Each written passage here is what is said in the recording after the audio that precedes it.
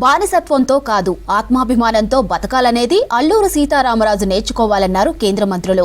అడవి నుంచి విప్లవం పుట్టించి బ్రిటిష్ వారిని గడగడలాడించిన వ్యక్తి అల్లూరు అని కొనియాడారు. ఇక బీసీని ప్రధానిగా కాంగ్రెస్ తట్టుకోలేకపోతుందని విమర్శించారు సెంట్రల్ మినిస్టర్లు. ప్రధాని మోదీ బీజేపీని తిట్టడమే కాంగ్రెస్ నైజమా అని ప్రశ్నించారు కమలనాథులు.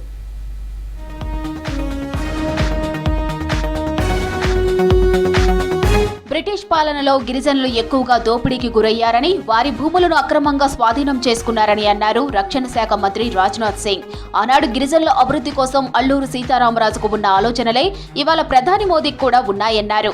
అల్లూరు సీతారామరాజు 128వ జయంతి వేడుకలను హైదరాబాద్లోని శిల్పకళా వేదికలో ఘనంగా నిర్వహించారు. క్షత్రియ సేవా సమితి, భారత ప్రభుత్వ సాంస్కృతిక శాఖ ఆధ్వర్యంలో జరిగిన కార్యక్రమానికి రాజ్నాథ్, కిషన్ రెడ్డి హాజరయ్యారు. అల్లూరు అడుగుజాడల్లోనే తమ ప్రభుత్వం నడుస్తుందన్నారు రాజ్నాథ్. అల్లూరు నడియాడిన ప్రదేశాలను గుర్తించి కేంద్ర ప్రభుత్వ సహకారంతో అన్ని ప్రాంతాలను పర్యాటక కేంద్రాలుగా అభివృద్ధి చేశామన్నారు కేంద్ర మంత్రి కిషన్ రెడ్డి. मॉडर्न इंडिया की बात करते हैं, जब एक नए भारत की हम बात करते हैं तो इस भारत में न्यू टेक्नोलॉजी, इंफ्रास्ट्रक्चर डेवलपमेंट और डिजिटल रिवॉल्यूशन जैसी चीजें तो जरूरी हैं ही. यह सारी चीजें तो विकास के लिए बहुत ही जरूरी हैं, लेकिन जो चीज भारत को भारत बनाए रख सकती है वह है हमारी सांस्कृतिक आत्मा, कल्चरल सोल. वही भारत को एक रख सकती है. वह हमारी महान विभूतियों के व्यक्तित्व से, कर्तृत्व से आती है.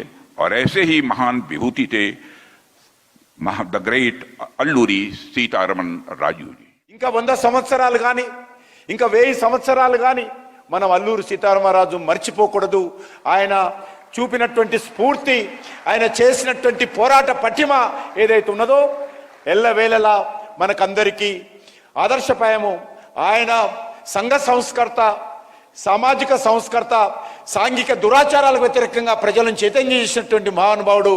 చివరకు దేశం యొక్క స్వేచ్ఛ స్వాతంత్రాల కోసం మరి బ్రిటిష్ వాళ్ళ మీద తిరుగుబాటు చేసి పోరాటం చేసినటువంటి గొప్ప మహానుభావుడు. అలాంటి మహానుభావునికి మనమందరము నివాళులు అర్పిస్తున్నాము. బీసీని ప్రధాని చేస్తే కాంగ్రెస్ పార్టీ తట్టుకోలేకపోతుందన్నారు కేంద్ర మంత్రి బండి సంజయ్. బీజేపీ ద్వారానే బీసీలకు న్యాయం జరుగుతుందన్నారు. రాజన్న సిరిసిల్ల జిల్లాలో ఏకలవ్య మోడల్ రెసిడెన్షియల్ స్కూల్ కొత్త బిల్డింగ్ ప్రారంభించారు సంజయ్. రాష్ట్రంలో కాంగ్రెస్ ఇచ్చిన 6 గ్యారెంటీలను ముందు అమలు చేయాలని డిమాండ్ చేశారు. ఏ ఒక్కసారైనా ఈ దేశానికి మీరు బీసీ ప్రధానమంత్రిని చేసిరా? ఇన్ని సంవత్సరాల మీ పాలనలో ఒక్కసారైనా మీరు బీసీ ప్రధానమంత్రిని చేసిండ్రా? ఏ ముఖం పెట్టుకొని ఇవాళ మీరు సామాజిక న్యాయ పేరు పెడుతున్నారు? ఇలా దేశం పక్క పెట్టు.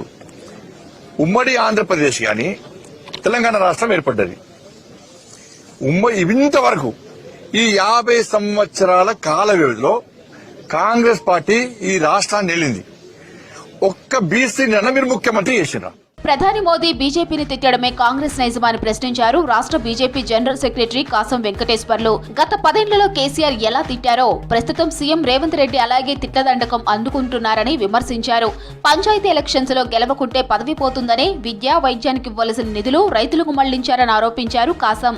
కేసీఆర్ ఏ రకంగా ప్రవర్తించిండో, కేంద్ర ప్రభుత్వం మీద ఏ తిట్లు తిట్టిండో, ఏ దండకాలు చదివిండో సేమ్ టు సేమ్ ఇవాళ రేవంత్ రెడ్డి గారు కూడా అదే రకమైనటువంటి భాష, అదే రకమైనటువంటి వ్యవహారం, అదే తీరు కనపరుస్తా ఉన్నాడు.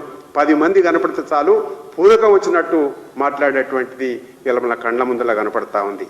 కాబట్టి కేసీఆర్కు రేవంత్ రెడ్డికి తేడా ఏ మాత్రం కూడా కనబడతలేదు. బీజేపీ రాష్ట్ర అధ్యక్షుడిగా ఎన్నికైన రామచంద్రరావు రేపు బాధ్యతలు స్వీకరించనున్నారు. కొత్త అధ్యక్షుడికి బాధ్యతలు అప్పగించనున్నారు కిషన్ రెడ్డి. స్టేట్ చీఫ్ గా బాధ్యతలు తీసుకునే ముందు అమరుల స్తూపం దగ్గర నివాళులర్పించనున్నారు రామచంద్రరావు.